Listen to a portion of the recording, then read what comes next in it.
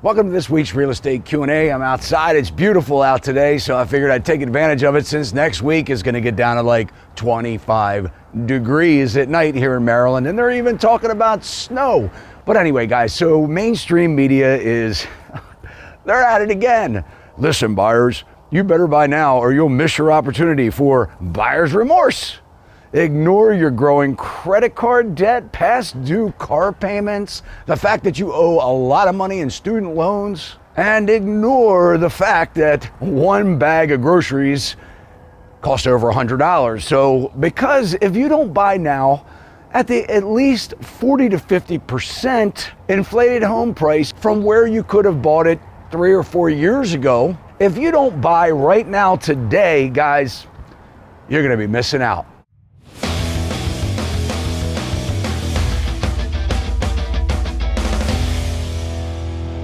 Okay, welcome back. And if this is your first time with our Real Estate Q&A, this is where I take 5 viewers' comments or questions from our last week off of our YouTube channel. And if you're completely new here, I'm Todd Sachs. I am a Maryland real estate broker that has been serving the housing market in one way or another since 1989. And our podcast is dedicated to everything real estate. So let's go ahead and jump in, at least what really has me boiling at this point. We're going to look at this Bankrate.com article. Now, it's written by a guy, Jeff Ostrowski. I've actually podcasted with him before, and though he's a really nice guy, I don't know where they get their information. Well, I do know where they get their information. We're going to go over that, but I don't know why they publish their information. And besides being a real nice guy, when I read articles like this and I get to bring them to you, it's kind of embarrassing on their behalf because, guys, here we go again. We're hearing, this narrative that if you don't buy now, you don't buy a house right now, and this is really targeting first-time buyers, I feel, that if you don't buy a house right now, you are significantly missing the boat. All right, so let's check it out. So according to Dr. Lawrence Yun, and he's the chief economist at the National Association of Realtors, if you want to believe them. Actually, I interviewed Dr. Yun. You can also find that on our channel here. In the beginning, when we really started to see things change, and a lot of these guys, these economists, they're just in complete denial because they have these agendas, right? So, why would you go on if you're the National Association of Realtors chief economist? Why would you say what's really happening in the market? Well, maybe they don't know what's really happening in the market. Maybe they're not driving buyers around looking at houses. Maybe they're not looking at the buyers' credit scores, how they're declining. I don't know what they're looking at, but when we see articles like this, it makes my blood boil. So Dr. Yun says here in the headline, the housing recession is essentially over. Oh man, I'm sorry. All right. Home values have held steady even as mortgage rates have soared to 8%, reaching their highest levels in more than 23 years. The culprit is a lack of housing supply. Inventories remain frustratingly tight with NAR's September data showing a 3.4-month supply. Guys, we are halfway through November. We're looking at September data. And also they said that inventory is 3.4 months of supply.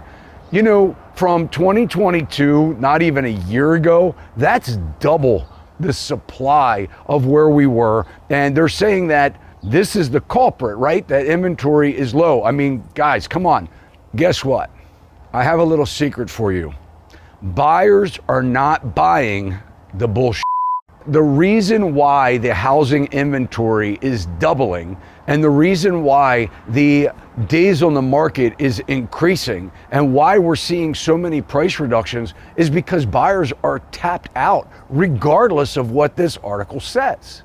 Now, here's another statement for you. You're not going to see house prices decline, says Rick Arvilo, head of mortgage firm New American Funding. There's just not enough inventory.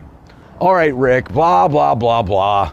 Let's take a look at what's really happening in our area here in Maryland, DC, and a couple of other cities nationwide. Now, these numbers are something that I shared on our Tuesday night podcast, and I actually aggregated this data on this past Tuesday. And the important thing to note is that the percentages of price reductions have really increased in just the last month or so. So Baltimore City, and guys, what you're looking at on the left-hand side are the amount of active listings, not pendings, not coming soon, not under contract, but actual homes that are on the market that are active for sale. You can go through them and put an offer in.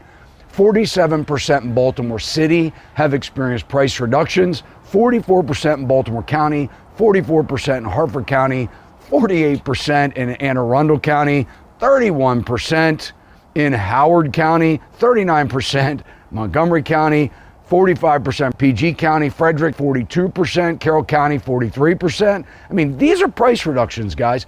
This wasn't, you wouldn't have had this a year ago, okay? Washington, D.C., 1,983, sounds like a good year. Active listings, 45% reduced prices. Loudoun County, Virginia, 36%. Let's go north to Philadelphia, Pennsylvania, guys. 50% of the houses active on the market have had price reductions. This is according to Bright MLS.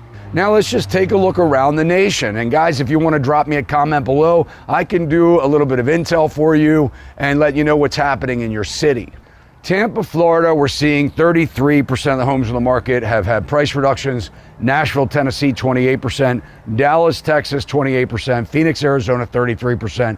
33% in Austin, Texas. And then in Salt Lake City, Utah, 35%. And this source is from Realtor.com. Again, I mean, this is pretty significant, right? So when we're seeing articles like this that says the recession's over, prices are going to start going up again, they're really kind of talking to maybe the top 5% income earners in the US. I don't know. Maybe they're like in the top 5% that are, spewing this garbage. I guess what I'm trying to say here is I hate to tell it to you guys, but the mainstream media isn't telling the whole story. And neither are these chief economists looking at data that's almost 3 months old. So let's go back to this ridiculous Bankrate.com article and look at it in detail. Number one, inventories are still low. Guys, rates are still over 7.5%, despite what you're hearing in all of these rate plunges, still 7.5%. And this rate, by the way, is for the most qualified borrowers. And so for others, mortgage rates are still over 8%, unless you're doing things like rate buy downs. So when we're talking about the inventory levels being low, I am hearing from sellers pretty much every day that are asking us to come and take a look at, their houses, scheduling appointments, because they're talking about listing in the springtime.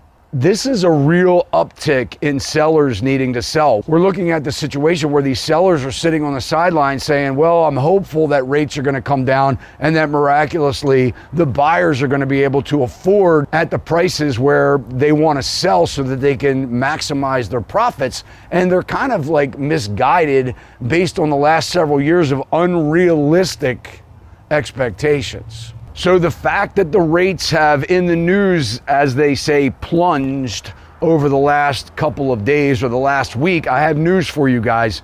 Rates would need to be back to 4% for most of the buyers to be able to afford the home prices that we're seeing today.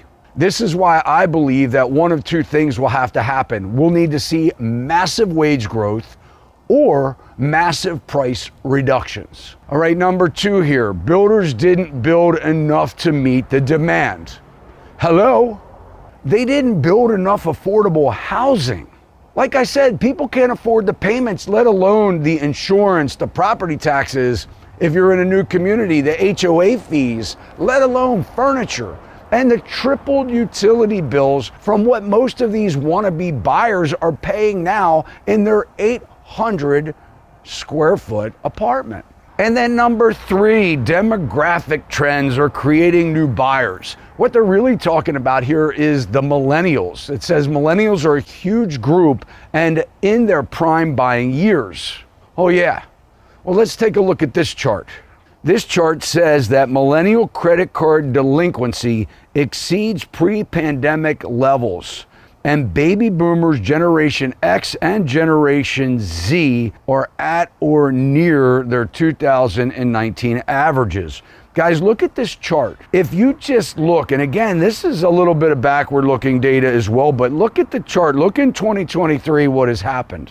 Now, let's move on to what they say about car loan defaults. In this article, it says car payment defaults hit a 29-year high as borrowing costs surge. And then as far as, the buyers that are out there, how about this statistic? There are 70 million more credit card accounts open now than before the pandemic in 2019. So I'm not really sure what they're talking about as growing demographics that are able to afford a home. And then number 4, they're talking about that lender requirements are more strict than they were in 2007.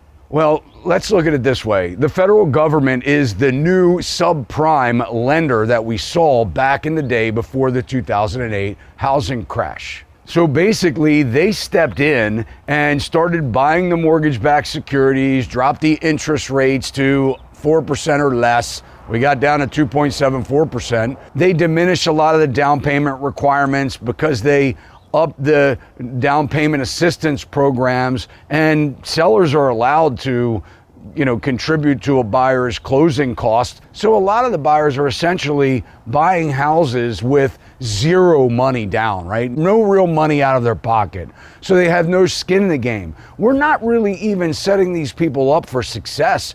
We're not teaching them how to save money. We're not requiring that they have 6 months of emergency cash in the bank to fix things. So you can talk about the liar loans all you want. Affordability is affordability, and we have lack of affordability, and a lot of the borrowers that bought a home, they're going to find themselves in foreclosure because they were just pushing them like buy a home, fear of missing out, FOMO. And now we're going to be paying the piper because guess what? At the end of this month in November 30th, the COVID forbearance where you didn't have to pay your mortgage payment for up to 6 months ends. The last date to apply for that was May 31st of this year. We're now at the end of it. So now what are they going to do? Well, we're going to roll these FHA borrowers into 40-year mortgages. We're going to take 30% of their balance and recast it on the back side of the loan. The reason, guys, is because people can't afford their home.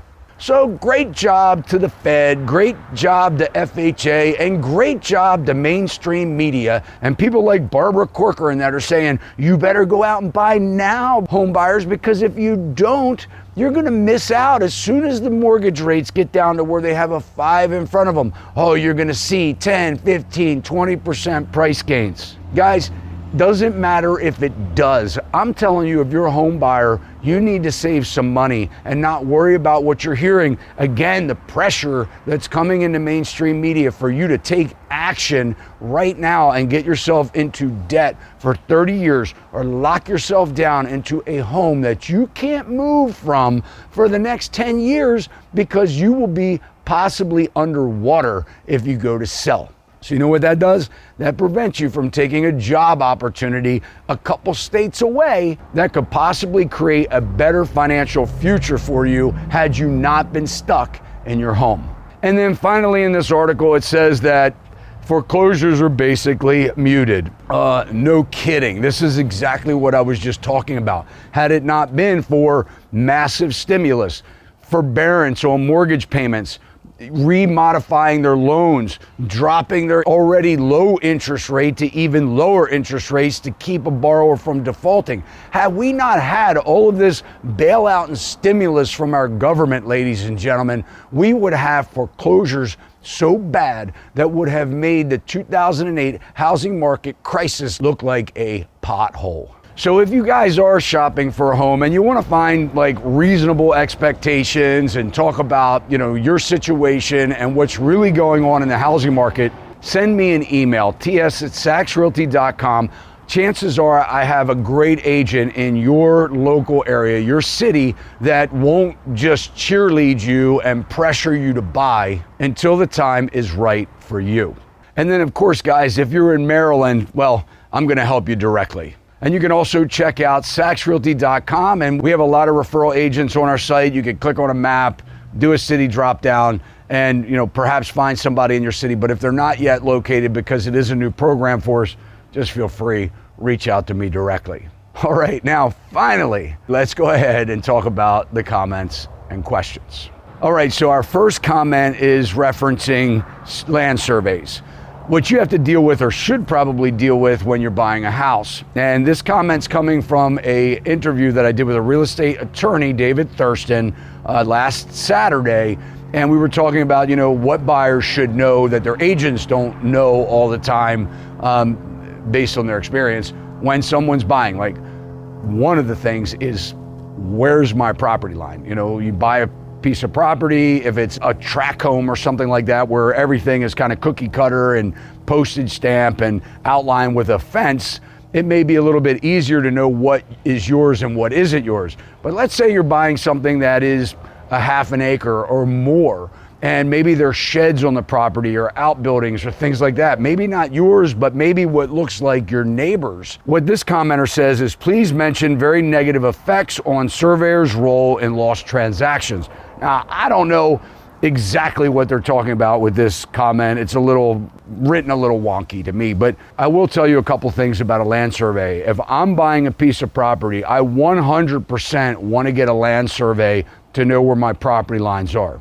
In a house that I bought not that long ago as an investment, I realized when we surveyed the property that the neighbor's driveway and wall, retaining wall, was actually on my side of the property.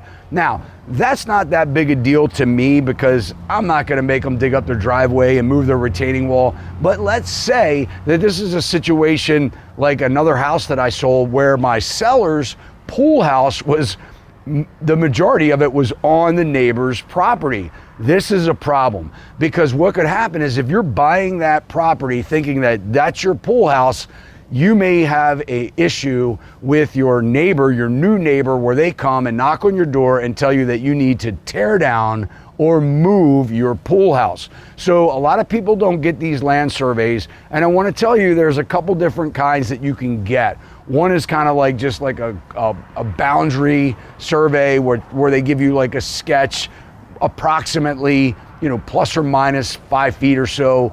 And then there's others where they actually do the points. They make sure they look at the deed. They give you a full-blown survey that shows the buildings, the structures, everything on your property. Now, maybe you don't have a situation where you're encroaching on someone else's property or they're encroaching on yours, but maybe you're thinking about building a detached garage, or maybe you're thinking about building an addition or an attached garage.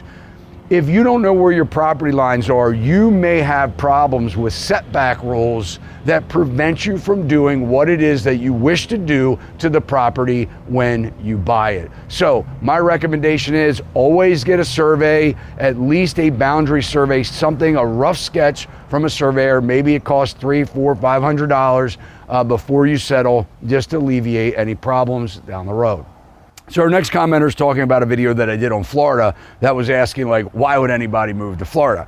And, I was talking with a real estate broker in Florida, and he kind of agreed with me that they have some major issues there. But this commenter is saying, I made a grave mistake moving to Tampa, Florida several years ago, and they came from California. So I got news for you. There's two sides. This is a story of two tales. The people in Florida, well, they're not happy about the domestic migration from the people from California and New York and wherever. That's not my point. My point is that people are waking up that have moved to Florida, and they're saying that, man, I made a big mistake. I'm personally helping somebody relocate from Florida to North Carolina because they also feel they made a huge mistake. What's going on, guys, is prices, just because of all the domestic migration, prices skyrocketed, probably some of the worst in the country as far as the price appreciation in Florida. But that's not the problem. The problem, guys, besides rising property taxes, is the fact that insurance companies are sending letters out canceling policies of these homeowners. Now, you want to talk about a problem. If you're in an area where you can't get property insurance in Florida or anywhere else in the country, your property value has just plummeted. to what somebody is willing to pay in cash. Because if they can't get insurance that they can afford, why would they buy your home? I think we're going to see more unfold on Florida, despite the fact that everybody seems to love their governor, Ron DeSantis. The next commenter is talking about a septic video that we put out. And by the way, guys, it has over 1 million views. I had no idea that I would become famous for poop. So this commenter says, and I think they're an agent, by the way, nice educational video with the exception of the realtor, I guess they're talking about me, involving themselves with any aspect of the inspection. That is left to the inspector and buyer and the seller. As brokers, agents, unless you want to be part of a lawsuit, keep your hands off. We are real estate experts, not plumbers, electricians, roofers, etc. Well, I'm sorry that you don't know anything about the houses that you sell. Or if you do, you just claim plain ignorance. Guys, let me tell you something. It is true that this commenter says that we in the industry are only supposed to be the ones to bring the buyers to the sellers or help the buyers find a place to buy. And then our job is done. Well, maybe that's one of the reasons why everybody hates us. Because all we want to do is take the money and not give them good, professional, sound advice, like somebody that's been in the housing market since 1989, like somebody that has torn down houses, built houses, developed land, understands what it means to go through variances, to build additions, or deal with zoning issues. Okay, guys, let me tell you something. This commenter apparently is an agent that doesn't want to be involved in a lawsuit. Well, how about this? How about if you're sued because you misguided your buyer to buy a house or your seller to not disclose something that you should have had the knowledge to know better? Our next commenter is talking about the commissions lawsuit where the plaintiffs just won their big lawsuit. Talking about lawsuits, you're going to be worried about advising somebody, hey, you better get that septic system fixed, or you need to make sure that the drain fields, aren't destroyed or bad before you buy this house, because it may cost you $35,000 to put a new septic system. So this person is talking about a different kind of lawsuit. They're talking about one that has to do with disclosing commissions. They say, I don't understand why realtors are not required to disclose that commission is negotiable. So guys, I want to tell you that they are 100% negotiable. If you're talking with a realtor and they use the term or they reference that this is the average rate or the going rate, or you ask maybe what another broker charges to list a home and they tell you that, well, this is pretty standard, run. You know they're not being forthright at this point because commissions are 100% negotiable. Now, with that being said, it doesn't mean that the broker or the agent has to negotiate a commission, right? I believe that good agents are worth their money and they actually pay for themselves. But we'll see, obviously, what happens as these lawsuits play out. But yeah, you should definitely be having a commission conversation with your buyer or listing agent. And then finally, guys, our next commenter says, referring to price drops, that a 10% decrease in price does not sound like a bust. And this video is titled Boom to Bust. Well, let me tell you something. If you're buying a house right now and you're looking at a list price that is less than what you would have paid in, let's say, prior to June of 2022. So we've already seen prices adjust. We've seen median home sale price come down. We've seen, for existing homes and new homes, we've seen more seller concessions. If you can get a 10% price reduction from the new price, let's say is $500,000, and you can get 50 grand, guys, what does that do to the neighborhood comparables, right? That is a major price reduction to get a 10 or 15% price reduction off of a decent list price, right? Price where it should be, and you can get a 10%, 15% price reduction. Now, every market's different, but where you say that that's no big deal, why don't you ask the neighbor that paid 50 or 100,000 more than the existing list price today and see what they think about the new reduced price. Guys, I hope that you got some value out of this video. If you did, you can smash the thumbs up, and don't forget, if you haven't already, subscribe, hit the alert bell. You'll know every time we upload content just like this. And also feel free to drop your questions and comments below. You just might find yourself on next week's Real Estate Q&A. And guys, the last thing I'd like to ask is for you to please share this video with somebody that you actually like, right? Somebody that you care about, somebody that needs to hear what's really happening from the boots on the ground and not what they're just hearing in the headline news that is pushing agendas. See you next time.